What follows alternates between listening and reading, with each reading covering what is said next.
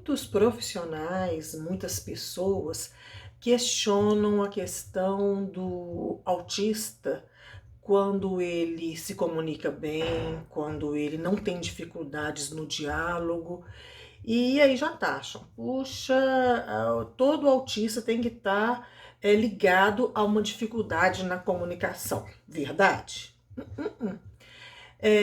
Quando eu era jovem, ia fazer minha opção pelo vestibular, ainda sem saber do meu autismo, eu escolhi a comunicação social exatamente porque eu não conseguia entender as regras da sociedade.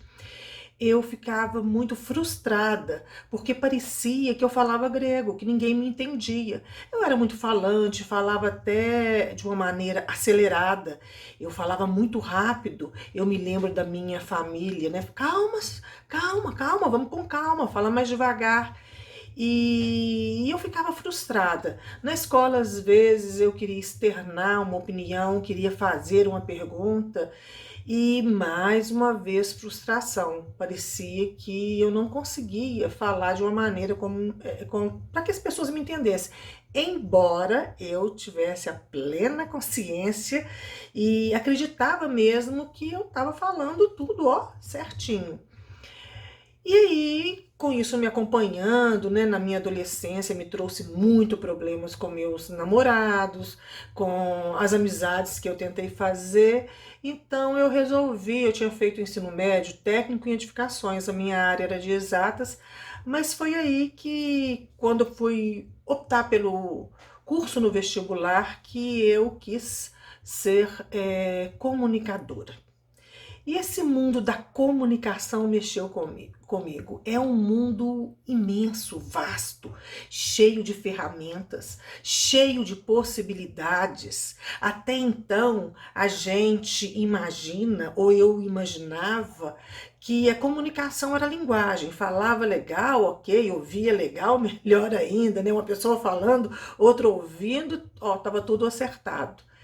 E quando eu fui estudar comunicação social, eu fiz primeiro relações públicas, depois eu fiz jornalismo. Quando eu estudei, um mundo imenso se abriu para mim. E eu percebi que comunicação ia muito além da linguagem. A comunicação era a linguagem e muito mais. Foi quando eu descobri a semiótica, que é a linguagem subliminar. Olha que louco! Uma autista que tem fragilidade, né, na comunicação, descobrir a semiótica e amar a semiótica, essa linguagem subliminar. Eu fui entendendo, eu me lembro que eu amava fazer leitura dos quadros de Van Gogh, né? O porquê que ele usava o amarelo, porquê que os quadros dele pareciam pular em cima da gente, Renoir, depois filmes, né? A linguagem segunda dos filmes, né? O porquê do vermelho em determinadas tomadas, o porquê que uma cena era mais iluminada, outra não. Enfim, o barulho também, né? A sonoplastia, o silêncio. Quanta coisa pode dizer o silêncio? Tudo isso é comunicação. Tudo isso nos aproxima ou nos afasta das pessoas, nos aproxima ou nos afasta de quem a gente quer bem.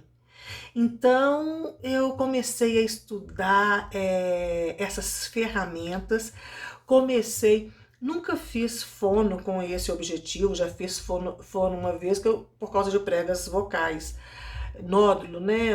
Pólipos, melhor dizendo, pólipos nas pregas vocais, mas nunca fiz em função do autismo.